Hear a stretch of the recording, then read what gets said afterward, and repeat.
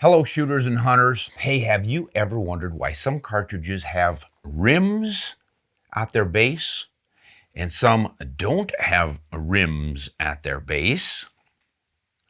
And some have rebated bases and some of them are sort of a compromise with a semi-rimmed case. Why all these differences? What the heck does the rim of a cartridge have to do with anything? We're going to find out on this episode of Ron Spomer Outdoors.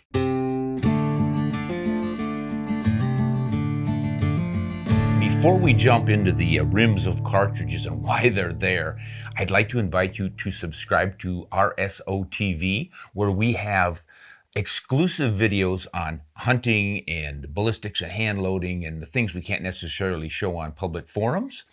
And I'd also like you to join us on Patreon. Our Patreon community helps support the channel. And if you join up, you get some perks, including a free subscription to RSO TV. So we'd love to have you. Now, what about these rims? Where does the idea of a rimmed cartridge come in, for one? And then the next one is rimless. And the next one has a rebated rim. And the next one has a belt on it. Why all these different bottoms on cartridges? Well, it has to do with function, safe function in your rifle. And it starts way back in the middle of the 19th century with the 22 short.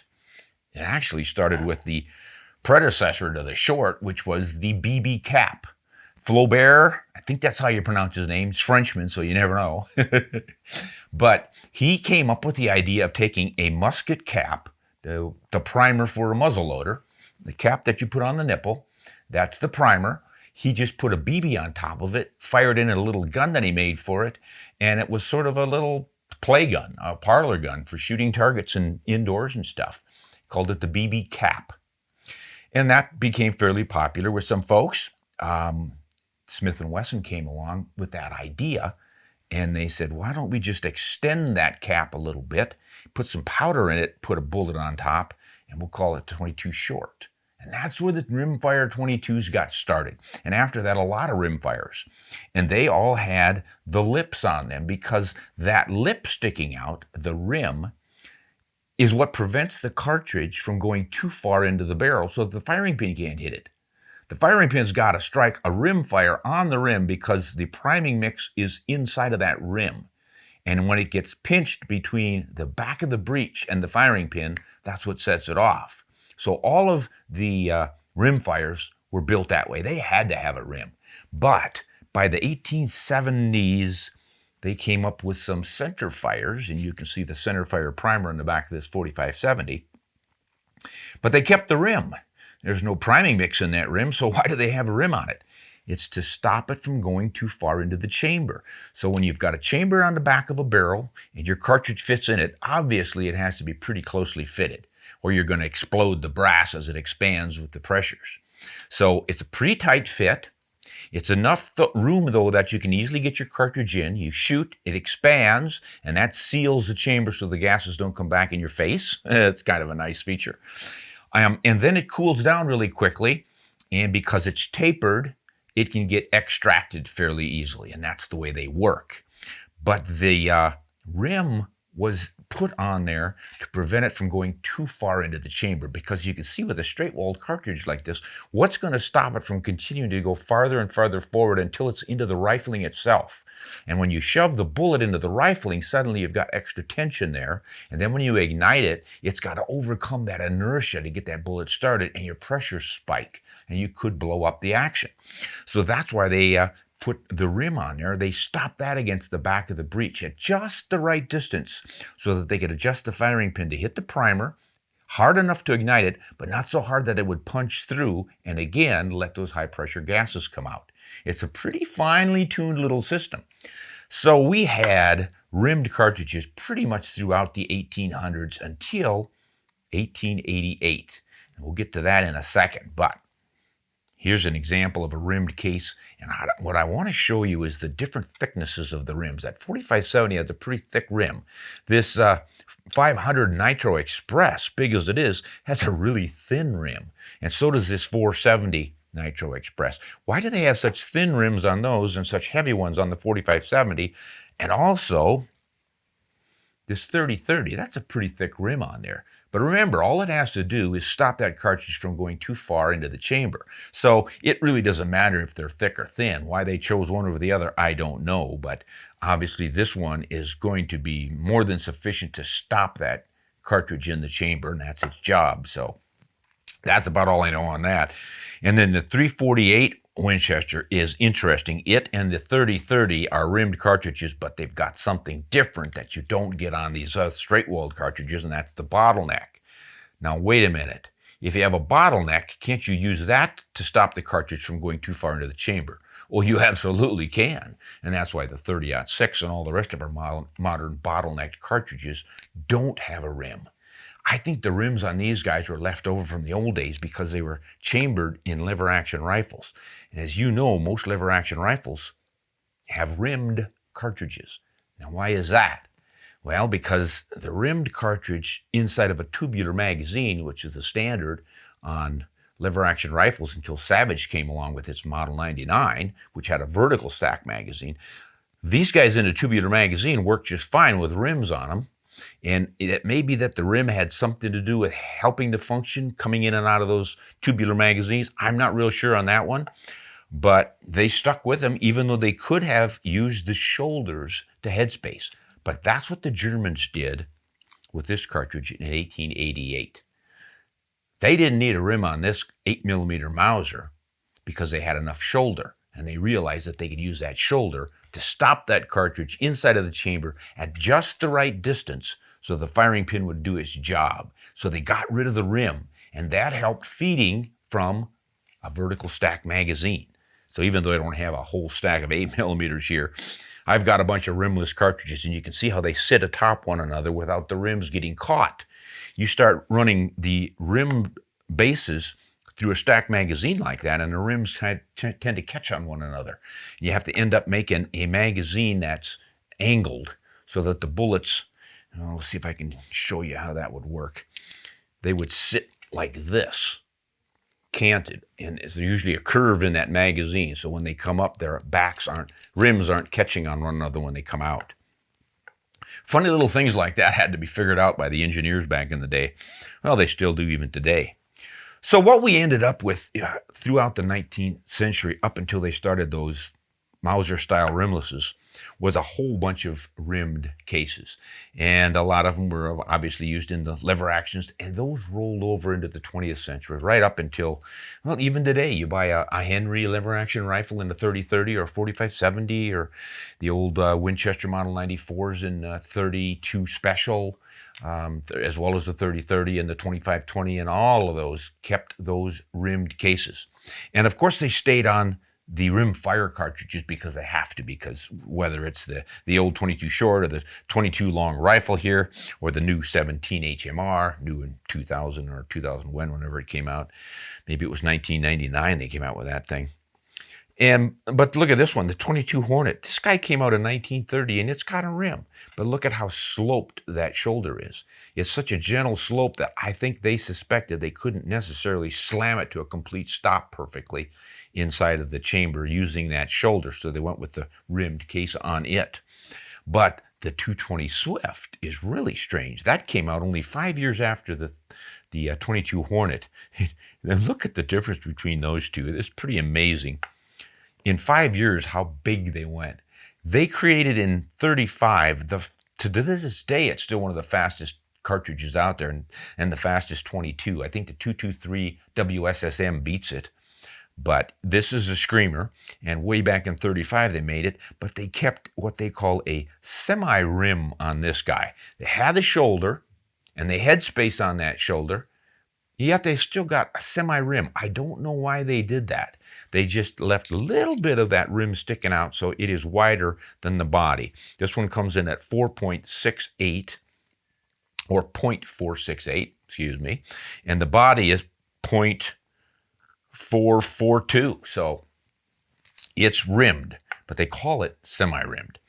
Then we get to the 1912 or 1911 when the 375 H&H came out, belted Why did they have a belted case? Well, when I was a kid, everybody thought it was because you needed that belt for extra strength. And Roy Weatherby played on that with all of his. He took that belted Magnum and he made all of his, well, his smaller cartridges from the 270, 300, 7mm, all the Weatherby Magnums had that belt on it, and he celebrated the big belted Magnum.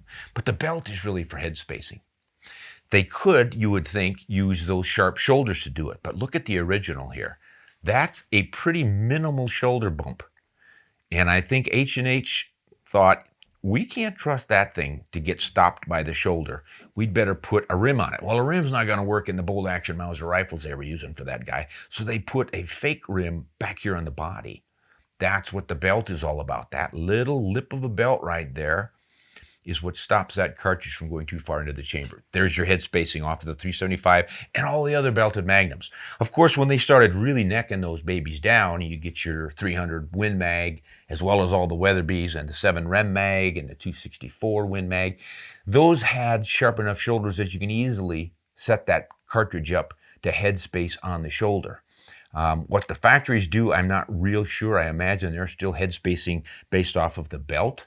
But most hand loaders ignore the belt and they just set things up to headspace off of the shoulders. So then we moved up to something called a rebated rimmed cartridge. Now, obviously that means that the rim is going to be a little smaller than the body, right? So here's the first U.S. cartridge with a rebated rim, the 284 Winchester, 1964. What did they do? They took the head size from a 270 or 30-06, which was standard for a lot of cartridges, fit a lot of rifle bolts. Why, let's stick with it. How are we going to make this short cartridge shoot as fast and perform as well as the 270 in a short action rifle? And Winchester had in mind their new 100 autoloader and the Model 88 lever action rifle, modern style with a vertical stack magazine. That's why they wanted this thing, but they needed more powder. They didn't want the 308 size. They wanted more powder in it, so they made it a fatter case. So while the head is .473, the body is .500. That's where they get the extra powder, and this thing ends up giving you almost the same velocity with the same weight bullet as a 270 does in a short. And that's why they went with the rebated rim. So some people said, well, wait a minute, that rebated rim means you're probably not going to catch with the back of your bolt to pull it out of the magazine. It's not going to feed very well. Well, they feed fine if the rifle is built properly. In fact, they work so well that there's a lot of modern cartridges that are now using the rebated rim. One of them is the 450 Bushmaster, and that guy is obviously set up so that it'll work in an AR-15 rifle. That's why it's so short. And to get that big body on it and hold a 58 caliber bullet or a 45 caliber bullet, you had to go to a rebated rim to still fit on the head size for that AR-15. So there's a rebate.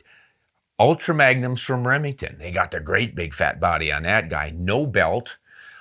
Not just rimless, but rebated rim. And again, you don't want to have to get your doggone head size or your rim size so wide that you've got to go to a bigger and bigger bolt.